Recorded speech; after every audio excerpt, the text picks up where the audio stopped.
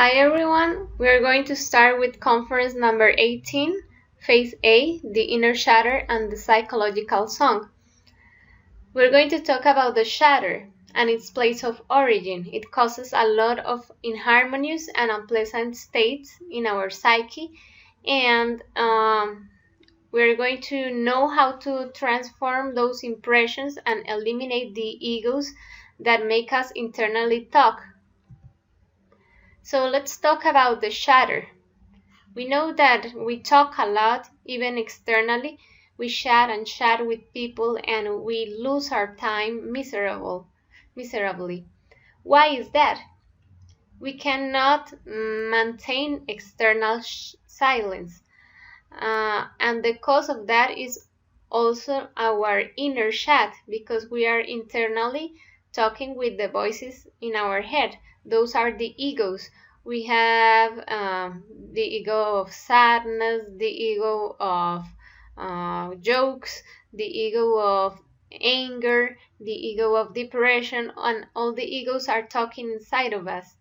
So we need to first eliminate the causes of our talking and know that as we have the wrong inner conversation, that is the causorum of all the external harmful talk, as well of our loss of balance internally. We need to practice what is called the inner silence. That is an inner silence regarding something that is already in our mind, because there is another practice in Gnosticism in the third chamber, that is the inner silence, but that is different. That is exhausting the process of thinking and achieving silence, maintaining the mind in blank. But we are going to practice a totally different inner silence. Excuse me. This inner silence consists in eliminating our egos that talk inside us, and it's regarding something that happens in our head. We are always thinking about what someone said, what they did to us, what we are thinking about a person, our impressions, and we are using our secret tongue. We are talking all the time and skinning alive the people that we know, although we maintain a really calm appearance. Even when we are not externally talking, we can be internally hating someone. So what we need to do is eliminate our impressions, our emotions, thoughts regarding something that we have in our head, as circumstances, different bad and negative emotion that we feel towards someone that we don't like, etc. And this, we can achieve it by eliminating the egos in ongoing death.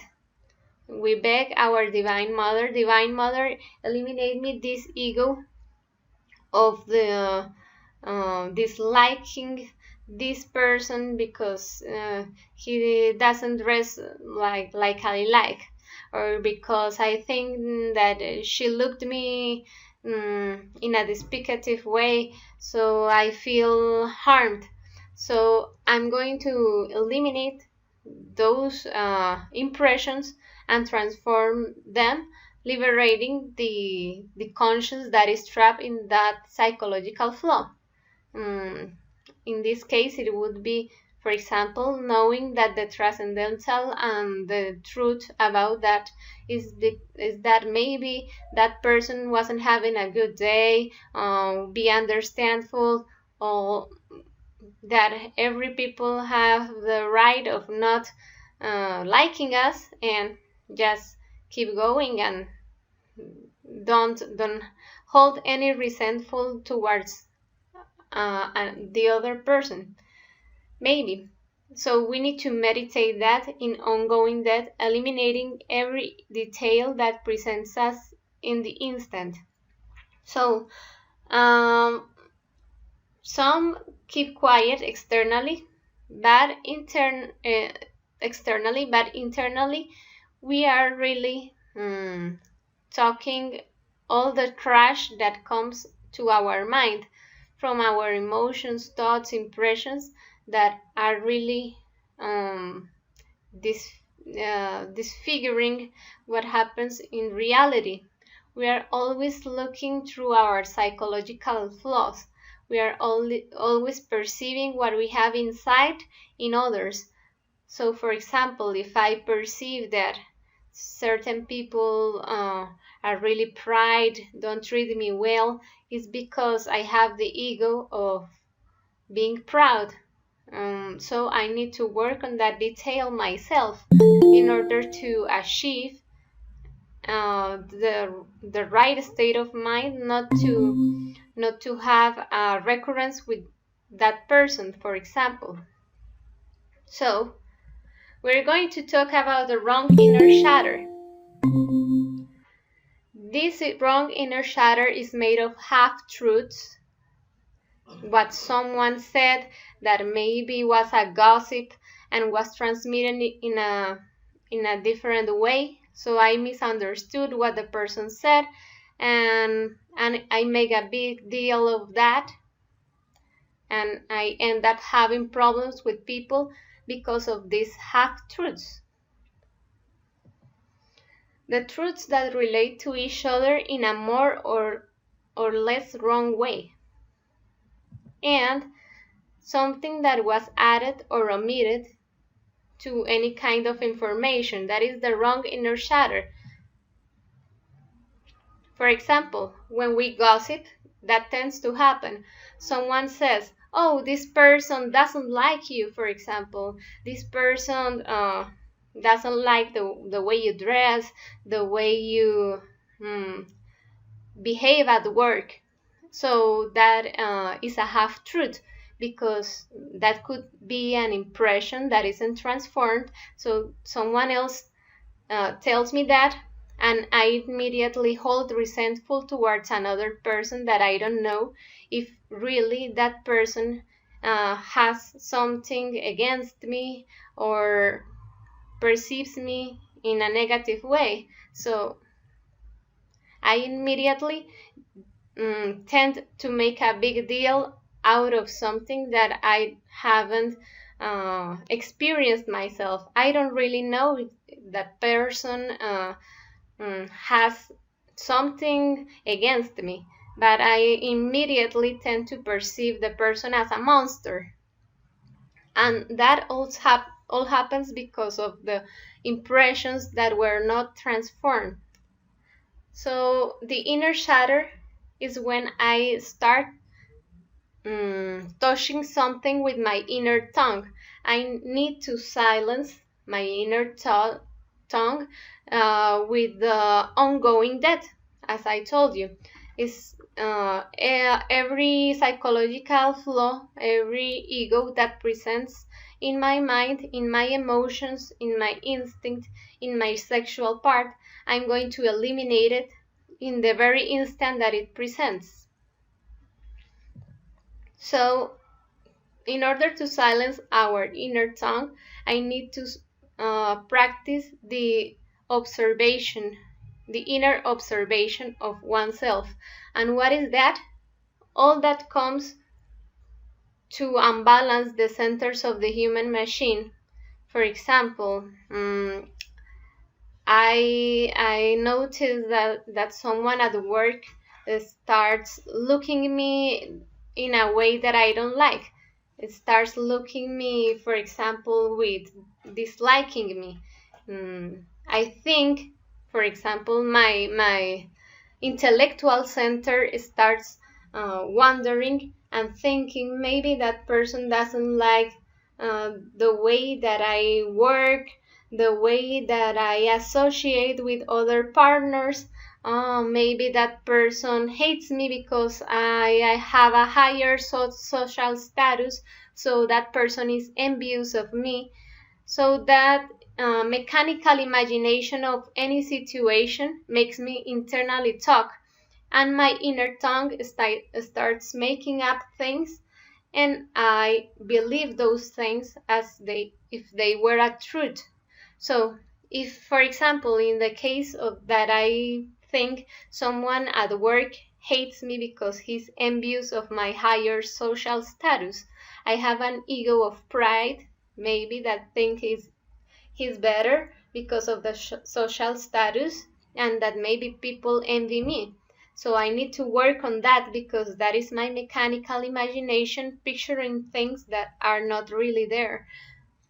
So with self-observation, you're going to notice all those things that you cannot simply perceive, and you need to be specifically in the details that come out when you self-observe yourself.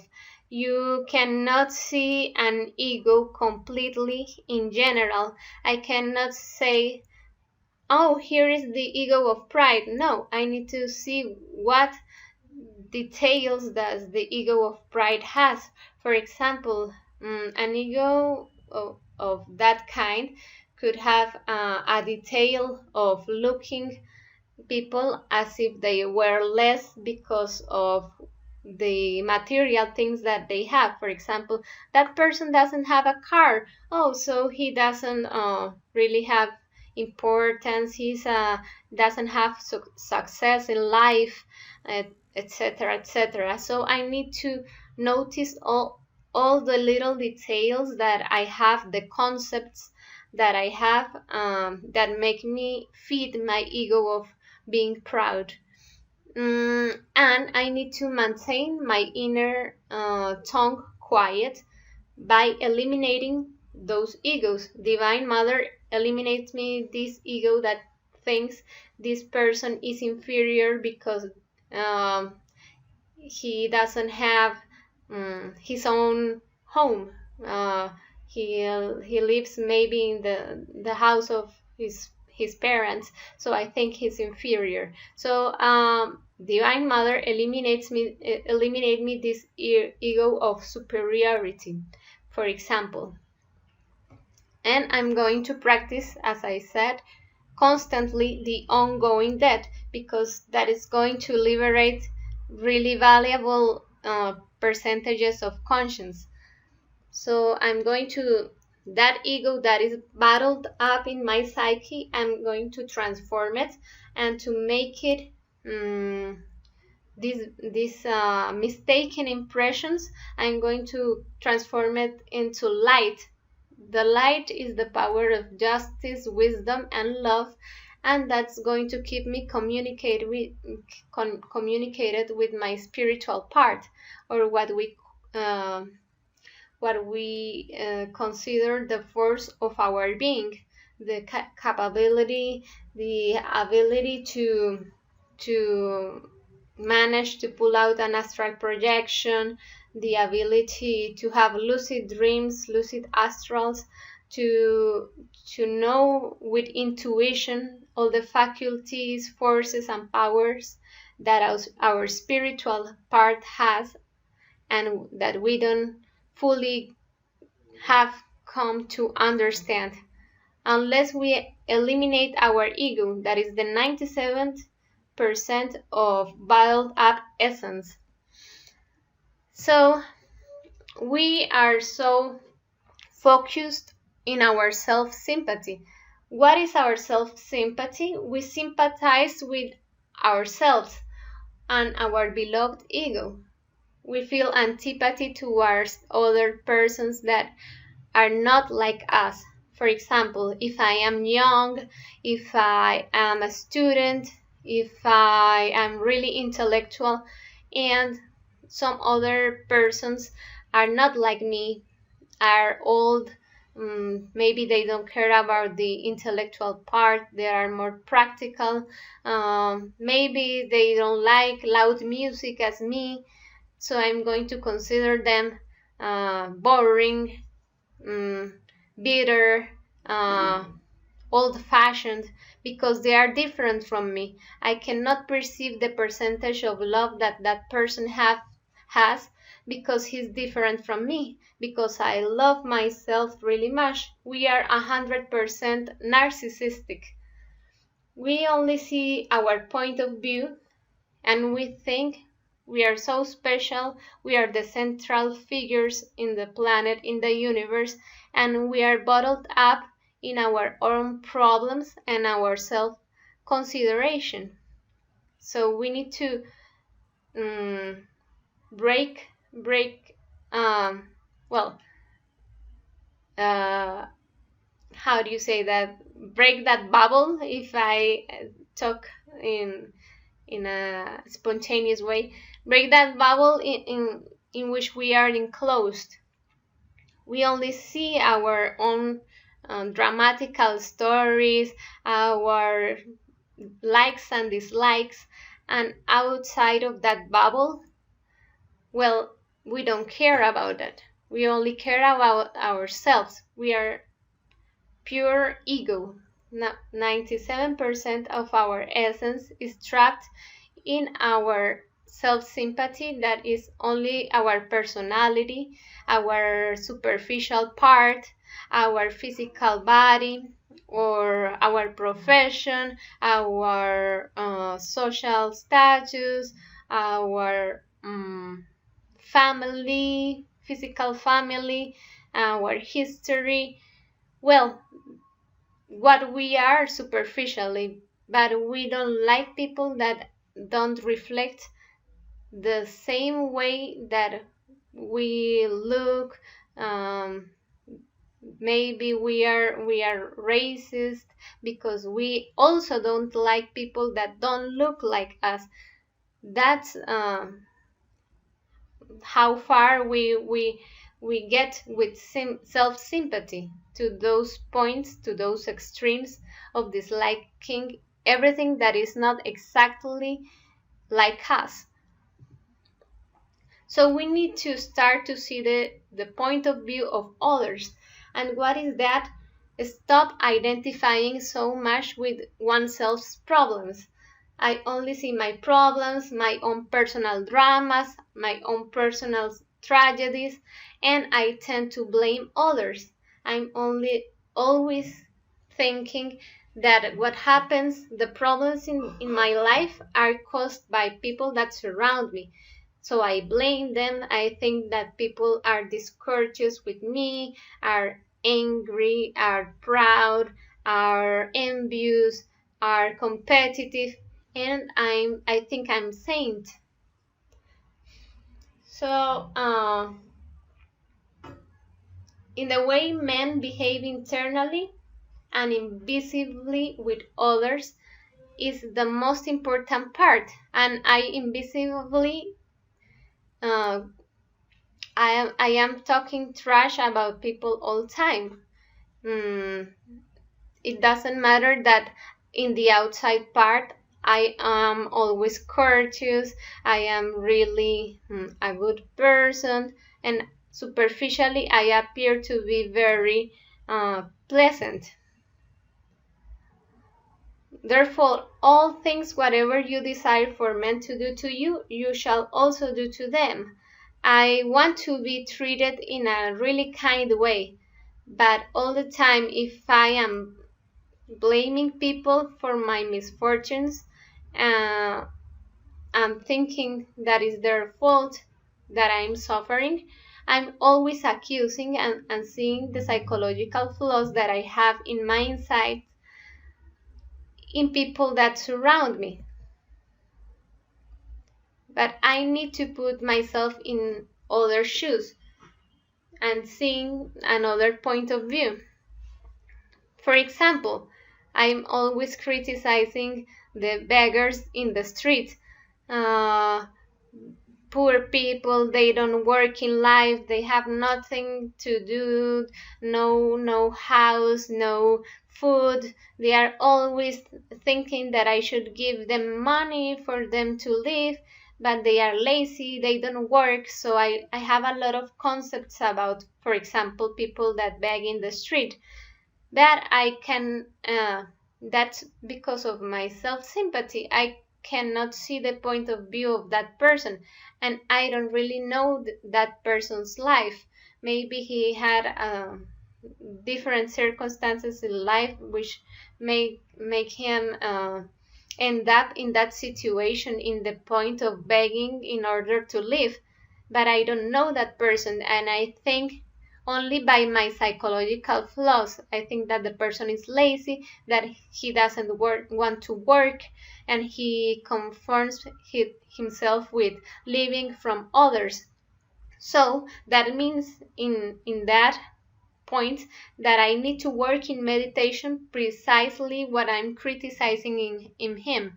If I'm criticizing laziness, if I'm criticizing the ego of living from others, the ego of being abusive, I need to study those egos in myself. Oh, when have I been abusive? Oh, I remember that the other day I asked for money to one friend and I didn't turn the money back to him. Oh, maybe I have an ego of being abusive too. Oh, I remember the other day I was lazy and I made my husband wash my dishes for me. Oh, maybe I have an ego that doesn't want to do anything. Oh, so I have the ego of laziness. But why am I criticizing first another person instead of judging myself? Because it's easy to judge other people instead of making internal justice with oneself and liberating my percentage of trapped conscience. So I need to do internal justice in meditation. I start to change myself instead of demanding justice to be done for people and judging him. Because at the end, everyone makes his decisions or her decisions in life and ends up with the life he wants to be, but I need to have control over my life. If I point at people and judge people and criticize people, I lose the faculty of self-observation. And immediately, if I demand justice to be done to someone, justice is going to be done for me, but 3 times harder. I'm going to be paying 3 times harder what I demand people to do to me. For example, I demand my boss to be really understanding with me, to not make me work so hard. So justice is going to be done with me. Maybe what I need to do is to understand the value of time. So maybe in the company they raise the working schedule and they put me to work 3 times harder than I was used to not feeling so self-considered of what I have to do and be grateful to even have a possibility to live. So, the psychological song. What is the psychological song made of? We already saw the inner chatter. The inner chatter was made of all those impressions that we didn't transform, and that in our mind we're with the mechanical imagination we were transforming them in the feeding of our egos, the material for our egos to be more fed. So the psychological song now is something that we have in our mind and that we are singing constantly. That's why we call it a song. It's like a sad melody that we are always repeating to ourselves because of our self-consideration. And it's made of what we said, the inner consideration, thinking that you're perfect, believing that people haven't appreciated your kindness. Oh, I'm really kind. I treat people really, really good. I'm always nice to my husband. I don't know why he says that I bother him too much. oh, I give him this, I make him food, etc., etc., and we haven't been appreciated. We feel harmed, and we concern for what others think about oneself. For example, we think that they see us as discourteous, disrespectful, not kind enough. So we have to appear as really, really good people. Why don't I like people? So that is our psychological song, that we are not appreciated for our kindness. We identified with one's self-pity. For example, if I had a really bad relationship emotionally, I was fighting too much with my couple, that becomes a psychological song.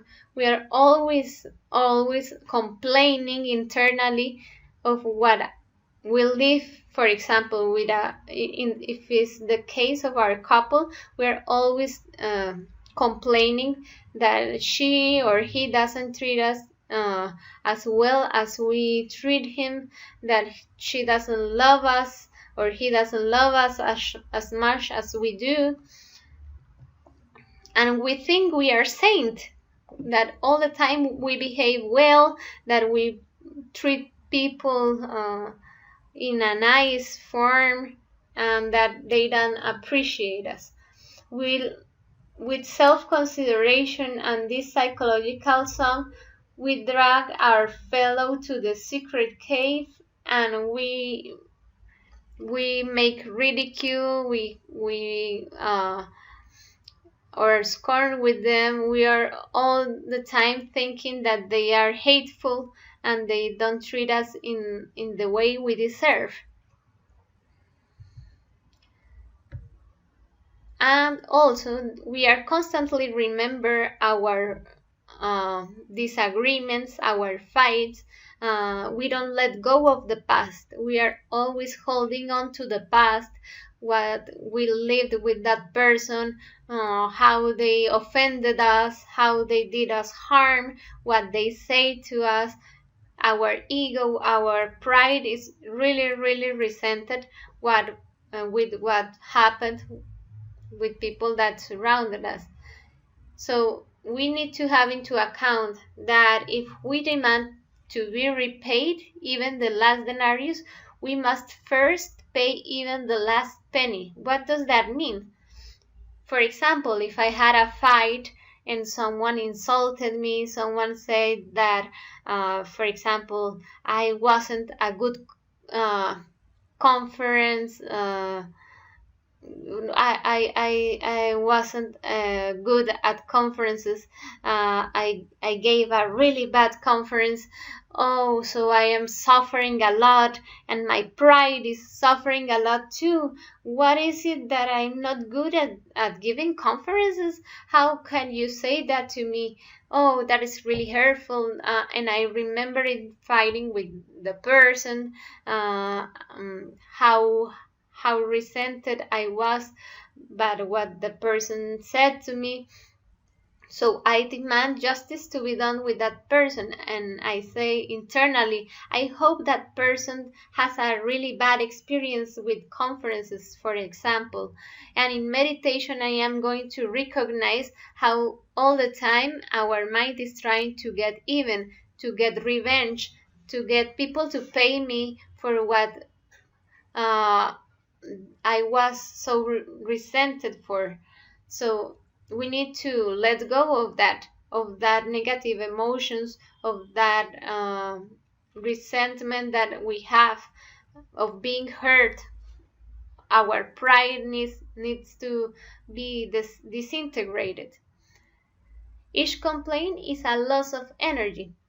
All the time, if I am talking about how that person make me feel, that he think he's the best, he think he's the master of the universe, so we are losing energy. It is not that important to be remembering and our mental, our emotional center, our sexual center are totally being robbed. Our energy is not going to be useful for creation unless we administrate our energy to what is useful, truthful, and just. Nothing can grow inside of you if someone hurt you. For example, if I'm not willing to let go of my anger, I cannot be new for different experiences that I need to live. If for example, I'm ruining a friendship, if I'm ruining my relation with my couple with a resentment, I cannot move on. So we need to forgive our debts as we forgive our debtors. It's a more elevated influence. Why? Because if we demand to the divine justice to punish someone because he treated so bad our pride, we suffered a lot of humiliations, a lot of disgraces because of that person. Well, justice is going to be done, but with us, because the divine justice is going to charge us for the million times that we were humiliated other people, the way that we mistreated others, that we were proud and were superior towards other persons, and those things are going to be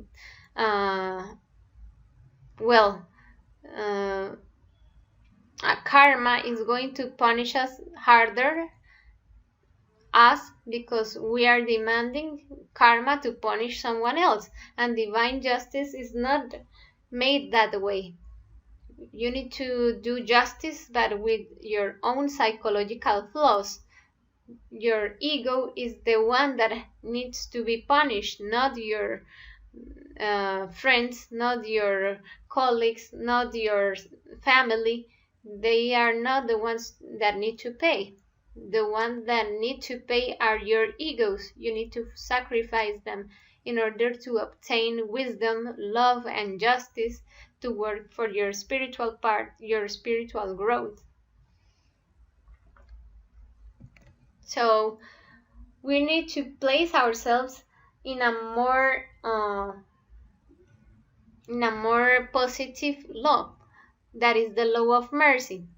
If we see these people here are full of resentment, they don't want to let go of the past, and then they all the time are thinking in how confused they are, how hateful they are towards each one of them.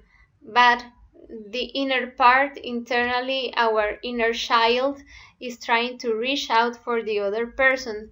Your power of love, wisdom, your humble part, your innocent part, that is the 3% of justice, wisdom, and love, is trying to make justice internally. But your 97% of psychological flaws are the ones that separate yourself from others.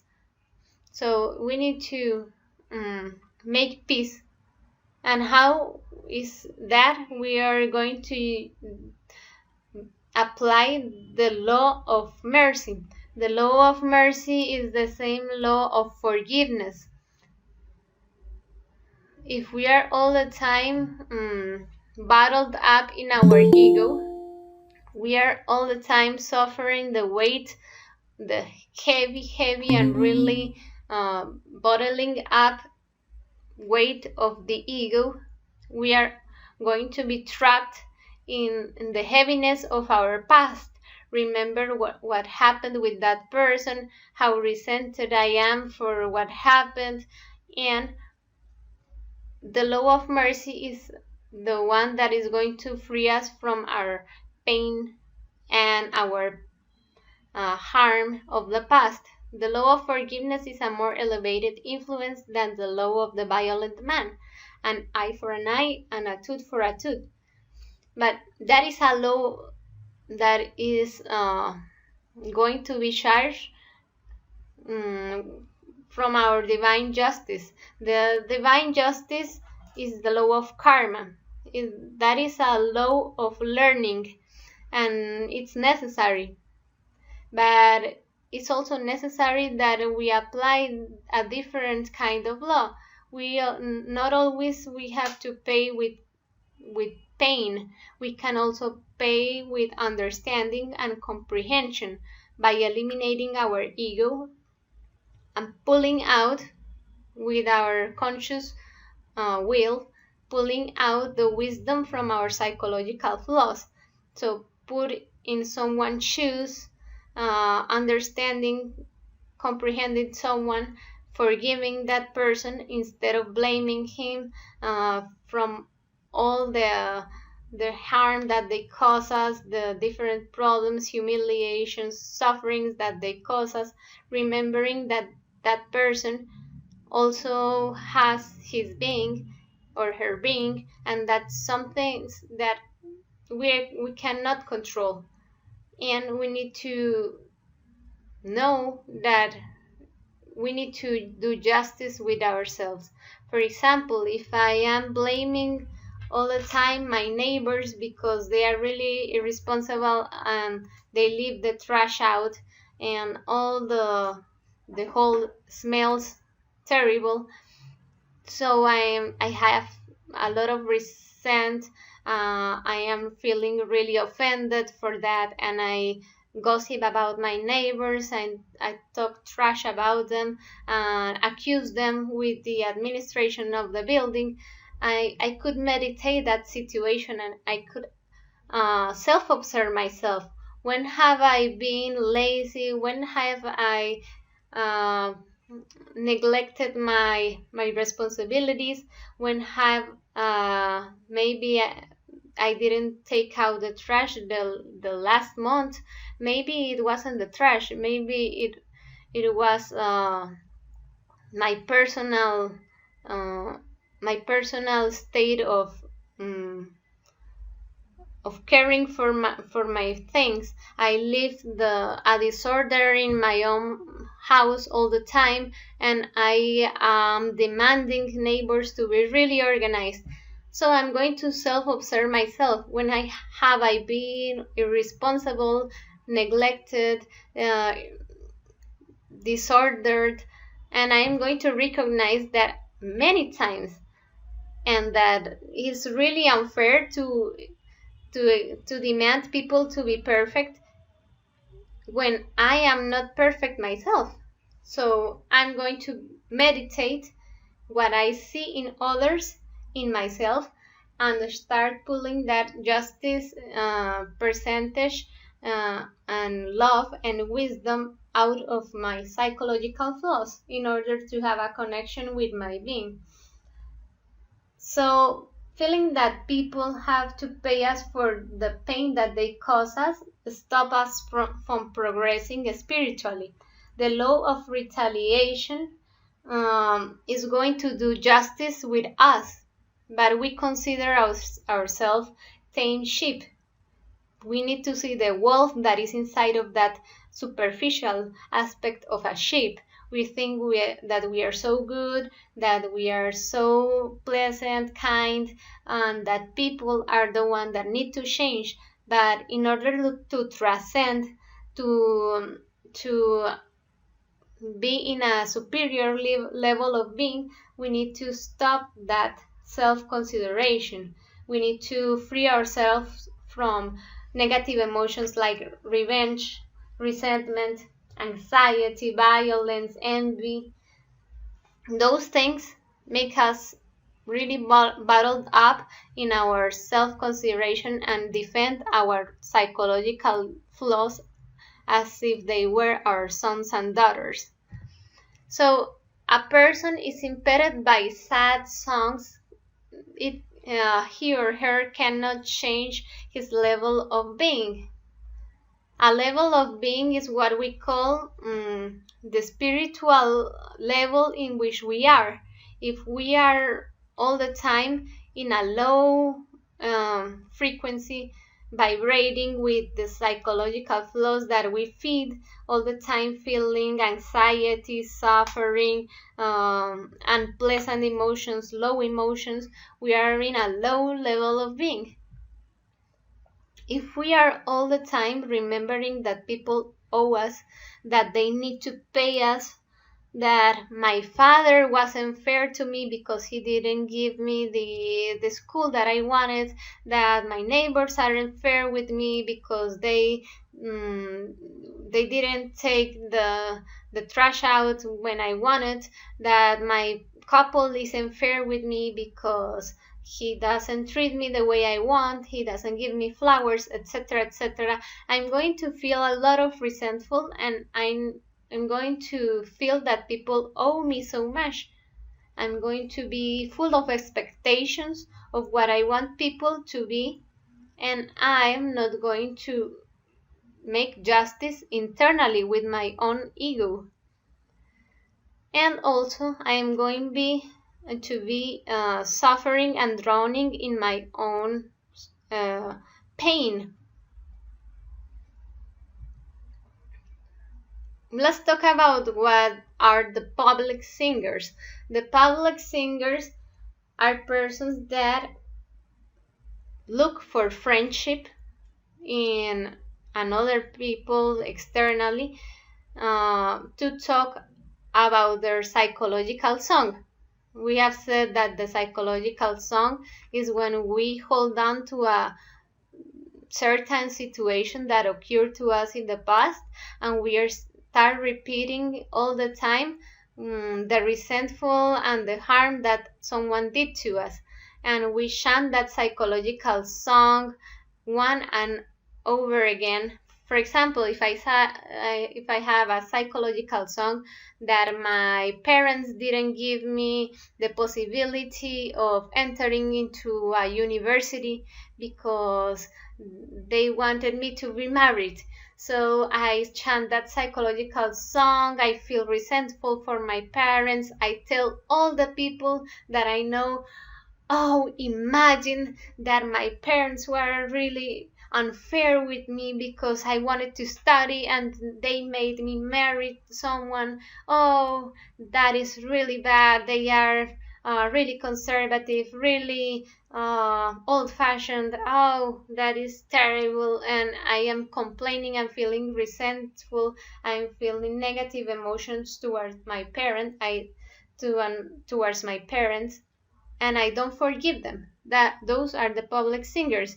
We are full of self-consideration and we demand justice and repeat over and over again a song or a certain drama that we have in our lives in order to liberate our anxiety. We think we feel less frustrated and that we are getting rid of our frustration by communicating with another person and talking trash about what happened.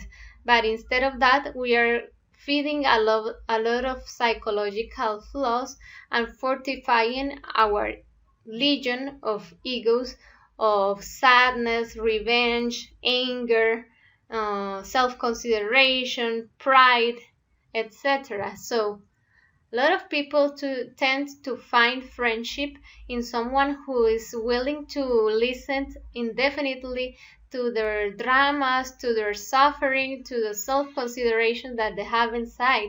So they search for a friend and they say, oh my God, I feel pain, I am completely suffering, I feel bad because my girlfriend dumped me, my boyfriend dumped me, because I didn't get the job that I want, because I am a failure, I'm not successful, and we cry and we self-considerate and we drown in our own suffering and feed a lot of psychological flaws of sadness, of weakness, of pride, of inferiority, etc., etc. So what happens is that we cannot progress spiritually if we are stuck in the past and remembering and feeding our sufferings, feeling that people have to pay us for the pain that they caused isn't going to bring us internal justice. We need to fight against our ego. We need to eliminate that 97% of trapped conscience in order to achieve the self-realization of our being. That is, achieving 100% of conscience, are integrating with our spiritual part, being one and achieving the sacred individuality. So self-consideration is going to maintain us stuck in the past. In revolutionary psychology, we need to improve our level of being, transcend our ego, and don't making an excuse of friendship to feed our egos, to stuck in our own dramas and tragedies. So we need to stop that nonsense of chatting for searching for comfort, for self-consideration. We need to break up the vicious circle of suffering. We are so hold on to our sufferings and we don't let go. Even it's easier to eliminate something that causes pleasure than something that causes pain, because we say that something that causes pain makes us feel like we are really important, we are the center of the drama, and we cannot get over and be willing to bring into our heart superior emotions like forgiveness, like love, like letting go of the past. So the public singer is always searching for someone who understands him, is always asking for comprehension, is always thinking he's so important and his personal dramas are the center of the movie. And if the person that is listening to him tells him to shut up, to change the subject, that this is not, that it is really annoying to hear his complaints all the time, well, the public singer is going to search for another friend that is going to listen to him. We need to see when we are doing that, when we are being the annoying public singers that go tell the problems of the private life to their friends, or search for different people to complain for the sad stories that we have in our life. We need to pull out the force of our inner warrior that is our being, not complaining and crying about the pains that we have. Those are part of our egos, of weakness, of being the central figures of a drama. We need to see that karma is a universal law of learning, and whatever we think is a disgrace for us is really an opportunity to spiritually grow and understand more about ourselves and how our darkness is pulling all the time us to make silly decisions that we are going to regret. So there are another type of singers that are the secret singers. They don't search for a friend to tell their problems and complain. This type of singers sing their song in the darkness, in their own room, in private, in their heads all the time, and are always stacking thoughts around their personal problems, around their egos. This is a more dangerous company. You think you're better when you're alone, because maybe personality doesn't pull you to do such nonsense when you're with your friends. Maybe they persuade you to commit silliness, but when you're alone, you're not with your being. Sometimes if you're feeding negative emotions, negative thoughts, uh, psychological songs, well, you're alone, but you're accompanied with your egos that are the most dangerous company. And if you're singing this secret song on your own, these egos are really pulling the worst and biggest darkness that you have in your interior. All your psychological songs can come out and make you, well, complain about your life, see yourself as the worst, the most disgraced person in mankind, and sadness, monotony, boredom, frustration are going to come out in those dark and lonely moments. So secret singers need to be really, really aware that if they are singing their psychological songs on their own, there's not at least someone next to them telling them that they to change their point of view. They get really bottled up in their egos and cannot see beyond that.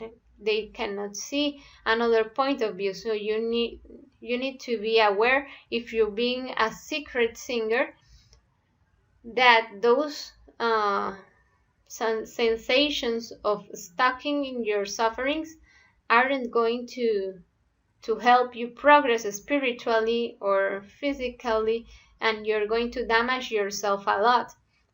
You need to eliminate the egos that are making you secretly sing your songs in order to come out of those situations of anxiety or depression that drag you to the cave of your darkness. How do we do that? If we know that our self sympathy is going to keep us suffering, we beg our Divine Mother, eliminate me this ego that wants to hurt himself, or with negative emotions, negative thoughts, enclosing in a chamber, suffering, feeling disgraced, and we move on. Our Divine Mother is the force of love, is the force that is willing and is the only force that can disintegrate our ego.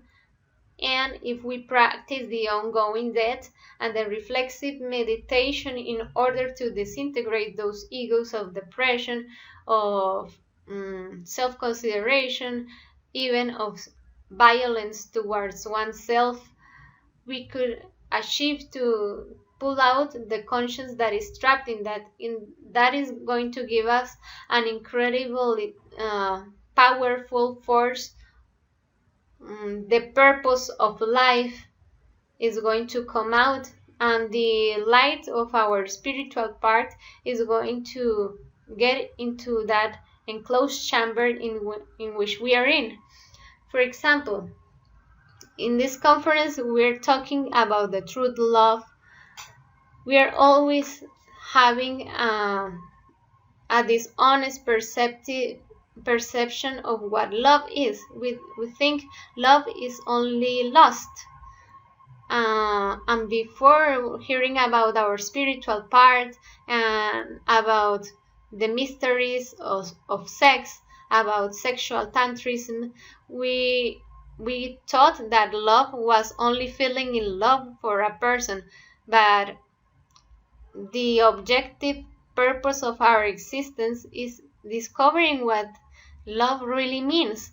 And love is a really powerful force because it's uniting the spiritual part, the negative and the positive that a woman and a man have inside of them, and transforming that into the energy kundalini that is going to ascend through our spinal cord.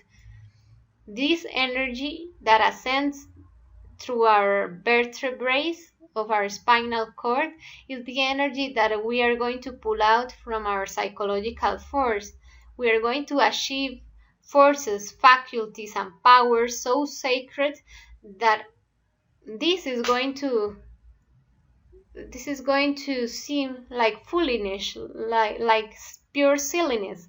We are going to see in superior dimensions, talk with the elementals, the souls of the plants, the souls of the minerals, see things in superior dimensions that we don't even imagine, and that is incredible. We are going to manage to pull out astral projections in order to talk with our being, and some things that we think they are incredible, that they are pulled off a fantastic story, but no, this is a real part, and it's our spiritual part, and getting to know that is the objective of our existence. So if we're dragged in the suffering and slavery that our ego produces us, and that maintain us feeling sorry for ourselves, where we are going to achieve to come out of that battle that is our ego, and get in touch with our spiritual part, with our virtues that are really elevated and high forces that are going to show us how enclosed in a really silly and tiny part of ourselves that is ego is. So, well, in order to quit our psychological song, we need to sacrifice our own sufferings. And what is to sacrifice our own suffering? Pulling out the power of our conscious will. If we know that we are being weak because we are all the time complaining, feeling inferiority, feeling that people treat us so bad, we need to pull out the power of our inner warrior. And our inner warrior, our being, our spiritual part, has the power of destroying and creating universes, because we have the power of an internal God. But we need to know our inner God. We need to get to know our inner world. As the Greek said, man, know yourself and you will know the universe and its gods. But if we don't know which are the forms in which our conscience was trapped by our ego, which are the ways in which our seminal tract was contaminated with the fornication that make the different legions of our ego appeared and fed through the centuries and centuries, we are not going to know ourselves. We need to start the process of getting to know our inner warrior. And how are we going to achieve us? But sacrificing our own suffering, that is making inner justice and beheading our ego. What is that? If we have resentment, if we want to have revenge, we are going to make internal justice with ourselves. If I want my couple to change because I think he is not kind enough, well, I'm going to meditate. How many times have I been unkind to my couple? How many times have I neglected him or her? And I'm going to discover that many times that I'm not perfect. I demand perfection from people that surround me, but I am not perfect. So I need to eliminate those egos, and that power, that force of our being is going to be manifested in many ways. lucid dreams, astral projections, forces and faculties that we never thought we will have, and we are going to transcend the different problems that we had in our life. If we argued all the time with our husband or wife, if we argued all the time with our colleagues, where we are going to change that. We are not going to be having the same recurrences because we are going to be eliminating our egos. And when the ego is gone, the recurrences are going to be transcended. We are going to improve our level of being, ascend to superior levels of being, in which we are going to feel higher and elevated emotions like peace, like the free conscience, like, for example, getting rid of resentful. We're going to balance the different centers of our human machines, and we are going to experience immediately the differences. So, well, this is the most important. Even though we have articulated or inarticulated psychological songs, we need to manage to pull out the free potential of our essence and the conscious will of our being, and this is going to give us powers that we don't even imagine. So, well, let's start meditating, let's start practicing, less chatting and more action. I hope this conference has cleared you from a lot of doubts, and I hope you practice it in order to experience the changes, the improvements in your own life. If you have any questions, any suggestions, we're hearing you.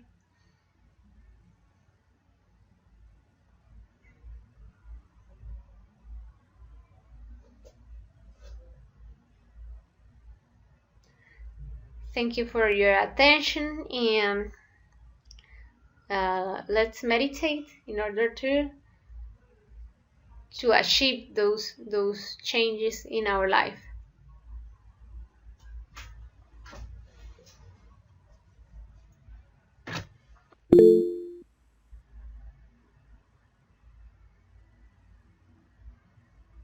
You're welcome, Andres. Have a nice evening. Hope to see you in the next conferences.